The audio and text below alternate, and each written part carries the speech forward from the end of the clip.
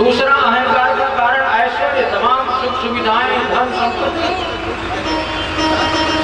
तो कहा जो इस जन्म के कारण ऐश्वर्य धन संपत्ति के कारण जिसका अहंकार बढ़ा हुआ है, ऐसा व्यक्ति नैवार्हत्य विधातुं वही त्वाम अकिंचन गोचर। प्रभु आप तो अकिंचन गोचर है, गरीबों की अकरुणा निधान। जो गरीब होता है आप उसी के साथ होते हैं, जो आपके शरणागत होता है, शरणापन्न होता है, आप तो उसी के साथ होते हैं। इसलिए मैं आपसे केवल एक ही प्रार्थना करती हूँ, आपसे एक वर की याचना करती हूँ।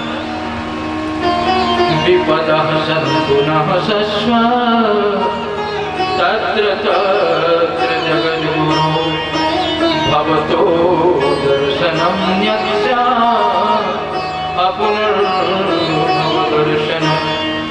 कहा कि मैं आपसे प्रार्थना करती हूँ, वरदान मांगती हूँ, विपदः सन्तु नः सस्वत्। सस्वत् का अर्थ होता है निरंतर मुझे विपत्ति के ऊपर विपत्ति दीजिए। मैं कभी नहीं चाहती कि मुझे राज्य मेरे बेटों को अखंड राज्य लक्ष्मी मिल जाए, चक्रवर्ती सम्राट बन जाए, नहीं चाहता। मैं विपत्ति चाहती। विपदः सन्तु नः सस्वत्। हे जगद्गुरु, हे प्रभु, यदि आप हमें कुछ देना ही चाहते तो हमें विपत्ति देना, हमें धन संपत्ति नहीं चाहिए।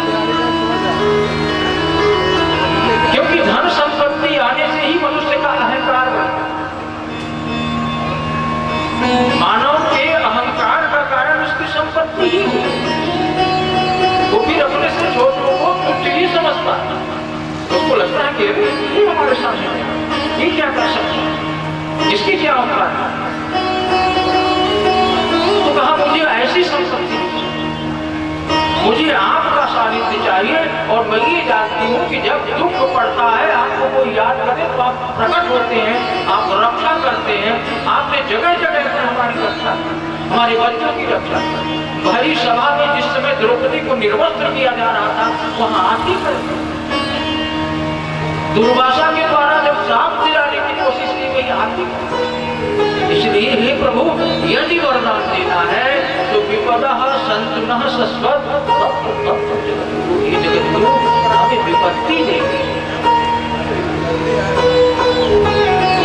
भगवान की बहुत सुंदर स्तुति पांडवों ने भी किया, कुंती ने भी किया। कुछ दिन तक भगवान वहां ठहरे। ठहरने के बाद भगवान श्री कृष्ण द्वारका के लिए प्रस्थान किया। साथ में अर्जुन भी गए थे। इधर पांडवों के कुल में परीक्षित का जन्म। ग्रह नक्षत्र अनुकूल होने पर महाराजा परीक्षित का जन्म। युधिष्ठिर ने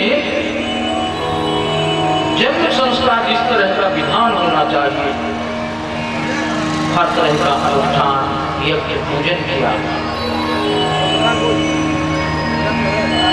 ब्राह्मणों को तमाम तरह का दान प्रदान किया।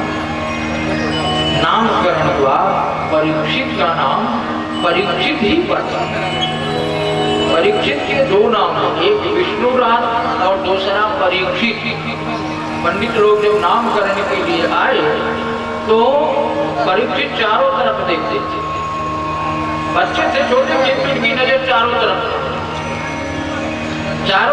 इसलिए घूम रही थी कि वो देखना चाहते थे कि वो कहाँ है जो मेरी रक्षा गर्भ में कर रहा है। उसको ढूंढ रहे थे अपनी नजरों से चारों। परिसः ईक्षते इति परीक्षित। संस्कृत में बताता है कि जो चारों तरफ ईक्षण करते हैं। संस्कृत में एक ईक्ष क्रिया, ईक्ष माने देखना, परिसः ईक्षणम, इसीलिए परीक्षा बनता है। परीक्षा का मतलब सर्वांग, उसका मूल्यांकन, परीक्षा शब्द। तो परीक्षित चारों तरफ, परीक्षित की नजरें उसी व्यक्ति को ढूंढ रही थी जिसने गर्भ में रखा। एक दूसरा नाम विष्णुराज। परीक्षित इतने बड़े हो गए, गुरुकुल गए, शिक्षा दीक्षा प्राप्त किया। युधिष्ठिर चक्रवर्ती सम्राट, उनको लगने लगा कि मेरा पौत्र होता ऐसा सामर्थ्य है इसे, जिसको राज्याभिषेक किया जाता है। जनता के बीच में परीक्षित जब जाते, युधिष्ठिर जब जाते परीक्षित तो युधिष्ठिर से जनता ही कहती कि अब आप वृद्ध हो गए, अभी राजपाल परीक्षित को देखिए, परीक्षित लोकप्रिय व्यक्ति, परीक्षित का अभिषेक कर दिया। परीक्षित बड़े प्रजापालक थे।